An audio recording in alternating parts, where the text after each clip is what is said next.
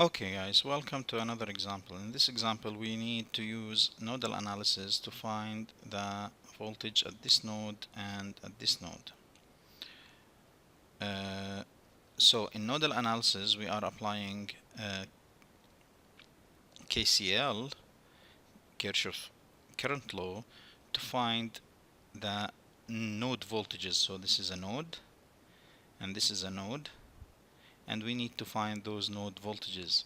If we know the node voltages, if we know what is the voltage here and what is the voltage here, we can find the current here, because it is the difference between these two voltages, between this one and this one, over the resistance.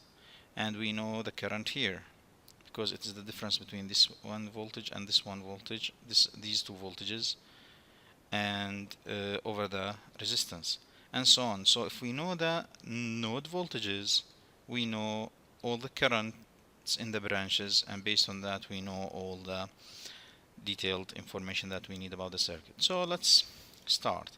So this is node 1, this is node 2, and here assume that there is a current. Actually we are told there is a current going there, and there is a current here, and there is a current there. At this node 2 there is a current going in, this current going out, this current coming from there, and let's say that there is a current going out here as well.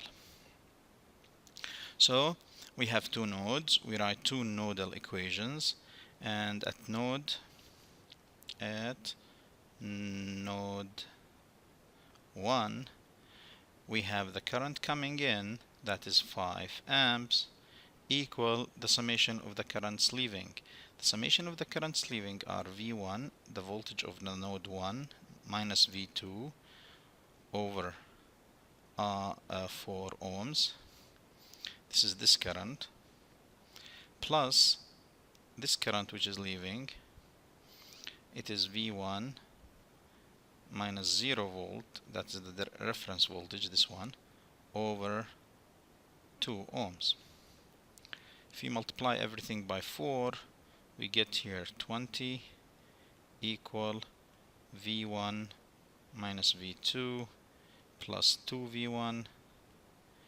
Okay, and that means that 3V1 minus V2 equal 20.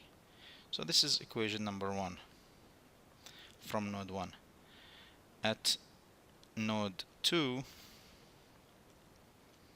okay, we have two currents coming in, that is this one going in and this one going in, and two currents leaving.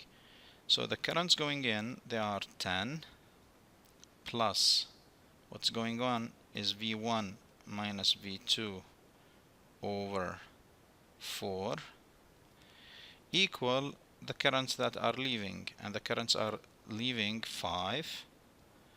This one going up is 5, and the one going down plus V2 over 6. Of course minus 0, but since it's minus 0, okay. So if we multiply everything by 12, we get 120 plus 3V1 minus 3V2 equal 60 plus 2V2. Now if we rearrange, take the numbers to the right side and the variable terms to the other side, that means 3V1 negative 5V2 equal minus 100 and minus 60. So it is negative 60. If we take this, that's what I took this here, that's negative V2, took this here, that's negative 60, and we are done with this. So this is equation number 2.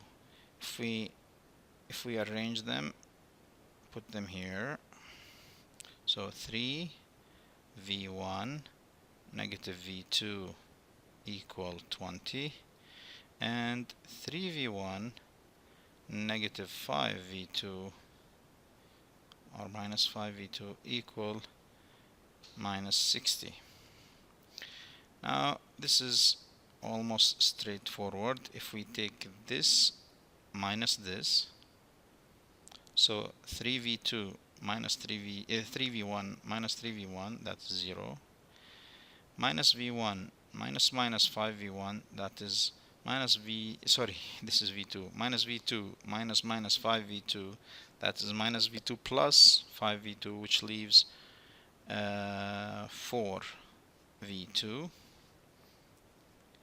and 20 negative negative 60, that equals 80, right? So V2 is actually 20 volts. Now if we substitute this back here, 3v1 minus 20 equal 20, so V1 equal 40 over 3, and that is 13.33 volts. That's it. So here is our node voltages.